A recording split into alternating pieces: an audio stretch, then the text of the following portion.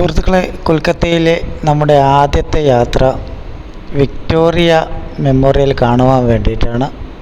ഞാനിപ്പോൾ അങ്ങോട്ടേക്ക് മെല്ലെ നടന്നുകൊണ്ടിരിക്കുകയാണ്. ഞാൻ മെല്ലെ കയറുകയാണ്. ആൾക്കാരൊക്കെ കുറവാണ് ഇവിടെ. ചൂട് വെയിലില്ലെങ്കിലും ഹ്യൂമിഡിറ്റി ഭയങ്കരമായിട്ടുണ്ട്. വല്ലാത്തൊരു ഹ്യൂമിഡിറ്റിയാണ്. നമ്മൾ കയറി വരുന്ന അടുത്ത് തന്നെ മനോഹരമായ ഒരു ഗാർഡൻ ഉണ്ട്, നല്ലൊരു കുളവും, ഫുൾ നീറ്റാണ്. എങ്കിലും ഇത് ഇടിങ്ങനെ കുറച്ച് കച്ചറയുണ്ട്. അത് ഇന്ന് രാവിലെ വന്ന് ഏതോ സഞ്ചാരികൾ ഇട്ടതാണ്. പൊതുവെ നല്ല നീറ്റ് സൈറ്റാണ്. ടൗണിൻ്റെ ഇടയിലുള്ള ഒരു നല്ലൊരു പച്ചപ്പും ഒരു നല്ലൊരു സ്ഥലം. ഞാനിപ്പോൾ ഇങ്ങനെ നടക്കുകയാണ്, എത്തിയിട്ടില്ല. 1921 ഈ ഒരു മെമ്മോറിയൽ നിർമ്മിച്ചിരിക്കുന്നത്, വിക്ടോറിയ മെമ്മോറിയൽ.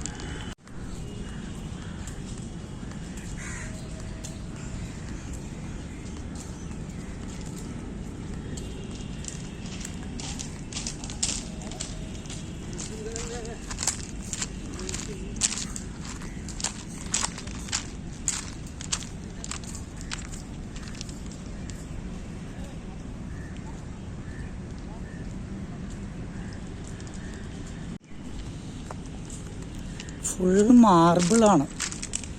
മാർബിളിനെ കൊണ്ടാണ് ഇത് നിർമ്മിച്ചിരിക്കുന്നത്. നമുക്കാദ്യം ഇതുവഴി പോകാം, ഇടത് വഴി കയറാം.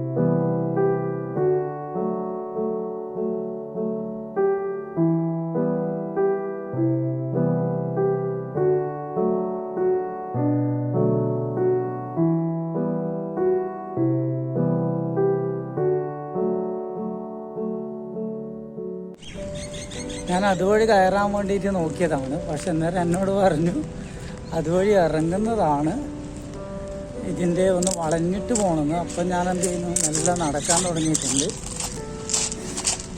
ക്ലൈമറ്റ് ഞാൻ പറഞ്ഞില്ലേ, വല്ലാണ്ട് ടയർഡാവുന്നു. കാരണം സൈക്കിള് നമുക്കിപ്പോൾ ബൈപ്പാസ് വഴിയും ഗ്രാമത്തിൽ കൂടിയാലും നമുക്കിങ്ങനെ സൈക്കിളെ ഒട്ടി പോകുമ്പോൾ നമുക്ക് വലിയ സീനും ഇങ്ങനെ ഒന്നും ശരീരത്തിന് അറിയില്ല. പക്ഷെ ടൗണിലാകുമ്പോൾ പൊല്യൂഷൻ്റെയും പിന്നെ റഷും പിന്നെ അതിൻ്റെ ഇടയിൽ ഒരു ചൂടൊക്കെ വന്നിട്ടുണ്ടെങ്കിൽ മൊത്തം സൈഡാവും.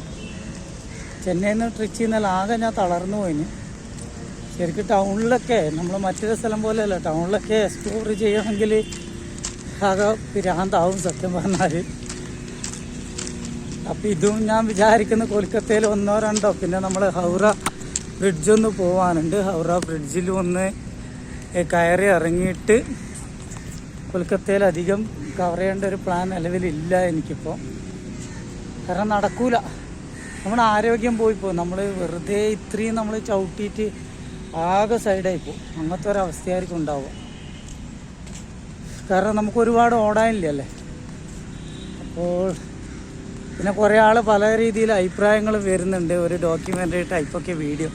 എന്തുകൊണ്ടാണെന്ന് വെച്ചാൽ ഏവർക്കും അറിയാം, ഞാൻ ചെയ്യുന്നത് നമ്മൾ മെയിൻ യാത്രയുടെ ഉദ്ദേശം ഒരു സ്ഥലങ്ങളെ പരിചയപ്പെടുത്തി കൊടുക്കുക എന്നുള്ളതാണ്. വെറുതെ യാത്ര പോകുന്നതിൻ്റെ അപ്പുറത്തേക്ക് റൈഡിങ് സമയത്ത് റൈഡിങ്ങും അല്ലാത്ത സമയത്തും അല്ലാത്ത രീതിയിലുള്ള ഒരു പ്രോഗ്രാമാണ്, ഒരു യാത്രയാണ് ഇത് മെയിനായിട്ട് ചെയ്യാൻ ഉദ്ദേശിക്കുന്നത്. അതുകൊണ്ടാണ് ആ രീതിയിൽ സംഭവിക്കുന്നത്. നമുക്കിപ്പോൾ ഒരു അമ്പലത്തിൽ പോകുമ്പോൾ റൈഡ് ചെയ്ത് പോകാൻ പറ്റത്തില്ലല്ലോ, ഒരു കോട്ടയിൽ പോകുമ്പോൾ റൈഡ് ചെയ്യാൻ പറ്റില്ല. സൈക്കിളൊക്കെ നമുക്ക് പുറത്ത് പാർക്ക് ചെയ്തിട്ടല്ലേ പോകാൻ പറ്റത്തുള്ളൂ. ഓക്കെ, അപ്പോൾ ഇവരും അതൊക്കെ ആ രീതിയിലൊന്ന് കാണുക, സപ്പോർട്ട് ചെയ്യുക.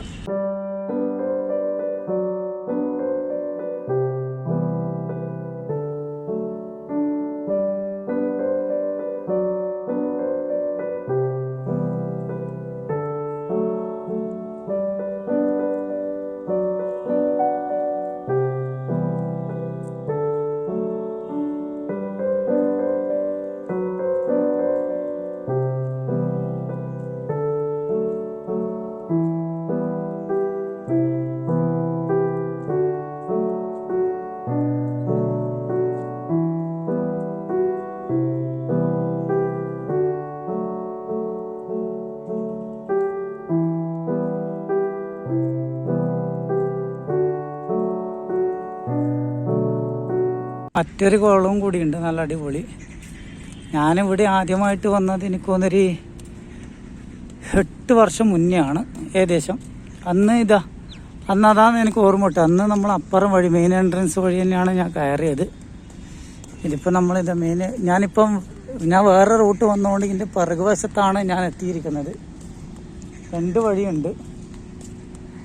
അപ്പോൾ നമ്മൾ ഫ്രണ്ടിലെത്തി കറങ്ങി തിരിഞ്ഞ് നമുക്ക് നല്ല ഉള്ളിലേക്ക് കയറാം. ഇപ്പോൾ വീഡിയോഗ്രാഫി ഞാൻ ഫോണിലാണ് എടുക്കുന്നത്, കാരണം അതിന് പുറത്ത് മറ്റേ ക്യാമറയൊക്കെ ഉപയോഗിക്കാൻ പാടാന്നൊക്കെ ഉണ്ടായിരുന്നു. പിന്നെ ആ ഒരു സാഹചര്യത്തിൽ നമുക്ക് ഗോപ്രോ എടുക്കാൻ പറ്റില്ലല്ലോ.